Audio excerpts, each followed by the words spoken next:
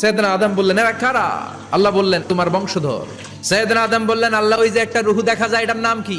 এটা তোমার ছেলে দাউদ, সে দুনিয়াতে নবী হয়ে আসবে। সৈয়দনা আদম বললেন মাবুদ আমার ছেলে দাউদের কত বছর হায়াত আপনি দিয়েছেন? আল্লাহ বললেন মাত্র 40 বছর। সৈয়দনা আদম বললেন মাবুদ এত ফুটফুটে সুন্দর আমার ছেলে দাউদ মাত্র 40 বছর দিলেন কেন? আল্লাহ আপনি বাড়ায় দেন, আল্লাহকে বাড়ানো যাবে না, লেখা হয়ে গেছে। সৈয়দনা আদম বললেন আমার 1000 বছর থেকে 60 বছর আমি আমার ছেলেরে দিয়ে দিলাম।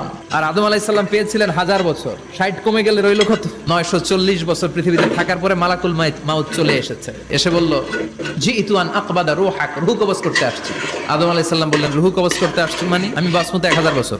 মালাকুল মাউত বললেন না না, ওই যে আগের কথা স্মরণ করেন আপনি 60 বছর দিয়া দিয়েছিলেন। কয় না আমি দেই নাই।